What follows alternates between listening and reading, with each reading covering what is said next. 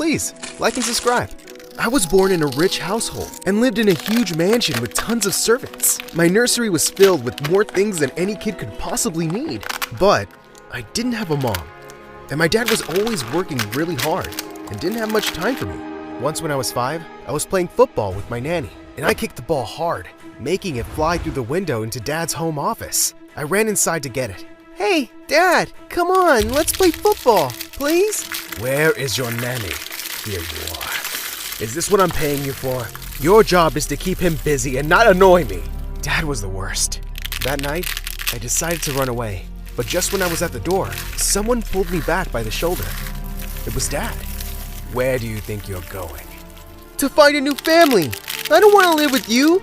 You're mean and grumpy and don't love me."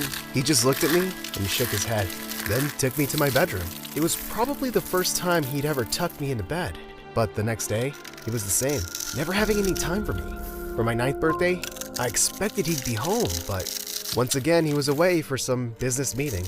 "Master Jasper, your father has sent you this present and has instructed us to wish you a very happy birthday." "Can you please clear everything away? I'm not hungry." "But the cook spent hours making this cake for you, sir." I looked at the cook's face and couldn't bear to disappoint her. "Of course I'll cut the cake. It looks amazing, but I don't want the present." Closing my eyes, I made the same wish I made each year on my birthday, but this time, I really meant it. "God, please send my mom back to me. Please, please, please." Come on now, everyone say amen. Amen. The next morning, I woke up to someone's loud voice downstairs, and I found a strange woman in our house, dressed in weird clothes. "Oh my God, Richard, darling, you never told me you're such a rich man. Look at the furniture, the chandelier, everything. And who's this handsome fella? Let me guess, you're Jasper, aren't you?" Yeah. "And you are?" "I'm Linda, you're... No, wait, I want you to guess." "I don't know, my new nanny?" "Listen, Dad, I don't need a nanny anymore. I'm grown up now." "No, dummy, I'm your new mommy. No one's ever too grown up to have a mommy. Your dad and I got married yesterday, and here I am."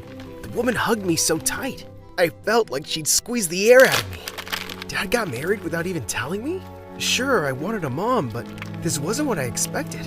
Soon, my friends in school found out I had a stepmom, and they warned me to stay away from her, because all stepmoms were awful.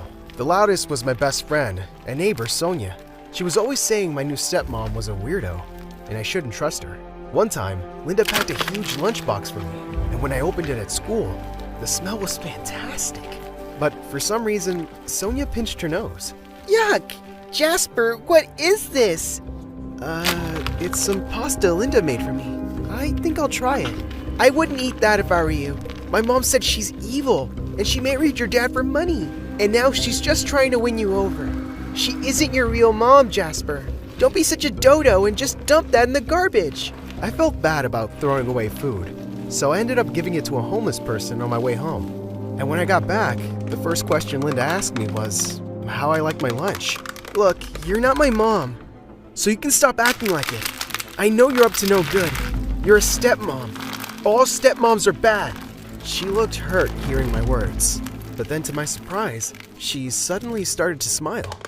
"Yup, I'm up to no good. Want to know what I plan to do? I will love you so much that you'll be telling everyone soon that I'm the best mom in the world." Saying that, she ran after me to give me one of her signature tight hugs, but I ran out into the garden and slipped straight into some mud. And Linda came crashing right behind me. We stared at each other for a few seconds, and then suddenly she grabbed some mud and threw it right in my face. She burst out laughing, and so did I. And we were suddenly in the middle of a mud fight. She seemed to enjoy it like a kid, and didn't care one bit about how dirty we both got. Linda really didn't seem evil to me, like everyone said. Just a fun-loving person who genuinely cared about me. That night, I let her tuck me in bed and told her I'd include her in my